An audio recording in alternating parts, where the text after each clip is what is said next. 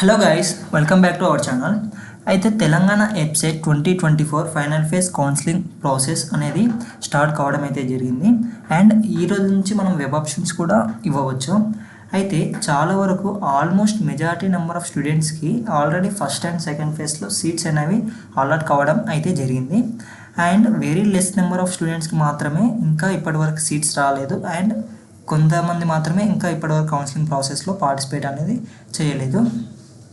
అయితే ఈ వీడియోలో మనం సెకండ్ ఫేజ్ కౌన్సిలింగ్ ప్రాసెస్ తర్వాత అసలు ఎన్ని సీట్స్ రిమైనింగ్ ఉన్నాయి, ఇంకేమైనా సీట్స్ పెరిగాయా లేదా, ఈ యొక్క అప్డేట్స్ అనేవి మనం కంప్లీట్గా చూద్దాం.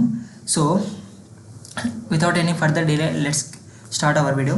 మనకు సెకండ్ ఫేజ్ కౌన్సిలింగ్ తర్వాత మనం చూసుకుంటే 5000 సీట్స్ అనేవి మిగలడం జరిగింది. అండ్ ఈ యొక్క సీట్స్ మాత్రమే కాకుండా కొంతమందికి ఎవరికైతే సెకండ్ ఫేజ్లో వచ్చిన సీట్ అనేది నచ్చలేదో వాళ్ళకి వచ్చిన కాలేజ్కి ట్యూషన్ ఫీ అనేది పే చేయలేదు. సో ఎవరైతే ట్యూషన్ ఫీ పే చేయలేదో ఆ యొక్క సీట్స్ అనేవి క్యాన్సిల్ కావడం జరిగింది.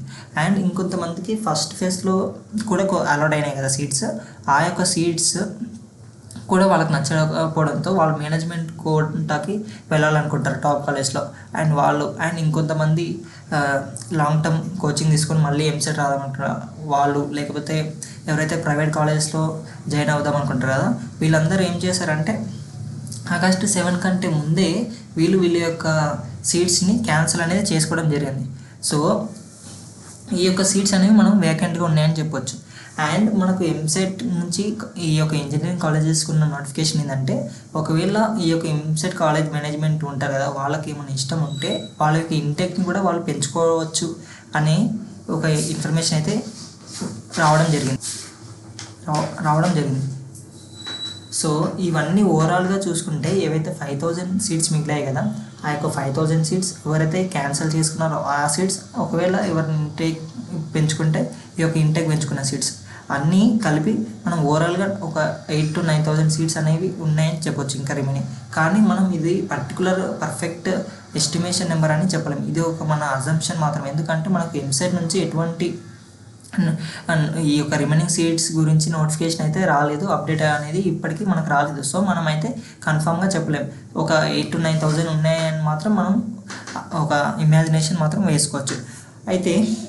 అయితే చాలామంది స్టూడెంట్స్కి అసలు ఫైనల్ ఫేజ్లో పార్టిసిపేట్ చేయాలా వద్దా అనే ఒక కన్ఫ్యూజన్లో అయితే ఉన్నారు. అండ్ నేను చెప్పేది ఏంటంటే, ఆల్రెడీ మీకు అండ్ ఇప్పటికీ ఎవరికైతే ఆల్రెడీ టాప్ కాలేజెస్లో టాప్ బ్రాంచెస్లో సీట్ అయితే వచ్చింది కదా, మీరు మళ్ళీ కౌన్సిలింగ్ ప్రాసెస్లో పార్టిసిపేట్ చేయడం అనేది అంత నెసెసరీ అయితే కాదు.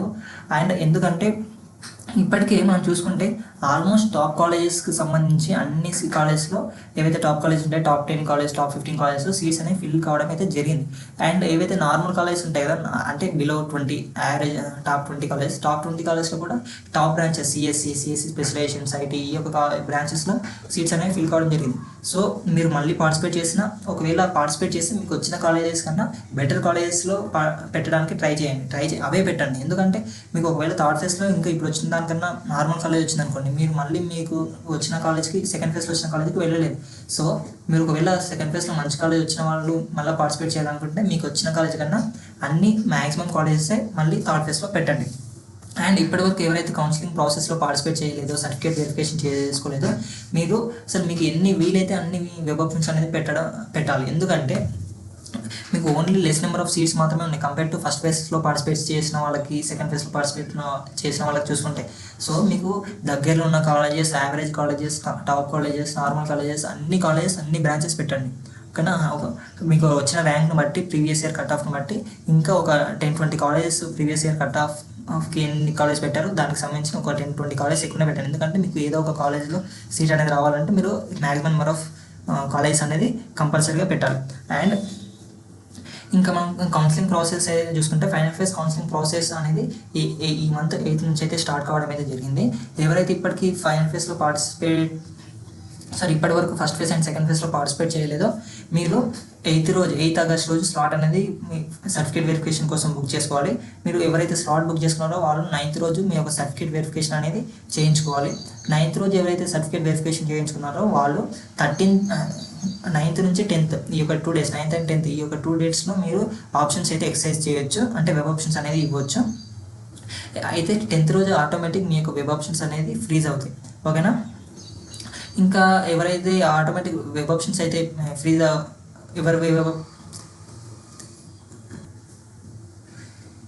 హలో అండ్ ఎవరైతే 10th రోజు వెబ్ ఆప్షన్స్ పెట్టారో వాళ్ళ యొక్క సీట్ అలాట్మెంట్స్ అనేవి 13th రోజు అయితే మనకు రావడం జరుగుతుంది.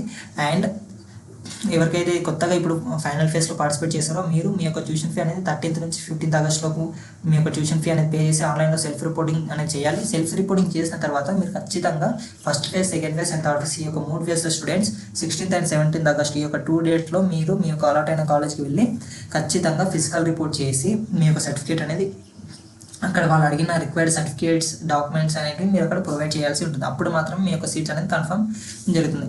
అండ్ ఇంకా మనం చూసుకుంటే ఈ యొక్క మనం 21 నుంచి 22 ఈ యొక్క 2 డేట్స్లలో ఇంటర్నల్ స్లైడింగ్ అనేది కూడా జరుగుతుంది. ఇంటర్నల్ స్లైడింగ్ అంటే సపోజ్ మీకు ఒక కాలేజ్లో సీట్ అనేది వచ్చింది, ఆ యొక్క కాలేజ్లో మీకు వచ్చిన బ్రాంచ్ కాకుండా మీకంటూ ఇంకా టాప్ బ్రాంచెస్ ఉంటాయి కదా, టాప్ బ్రాంచెస్లో సీట్స్ అనేవి ఏమన్నా వ్యాకెంట్గా ఉన్నాయి అనుకోండి, మీరు మీ యొక్క సీట్ అనేది కూడా చేంజ్ చేసుకోవచ్చు. ఇది 21, 22 రోజు జరుగుతుంది. మనం దీనిపైన ఒక వీడియో అనేది చేద్దాం అప్పటి వరకు.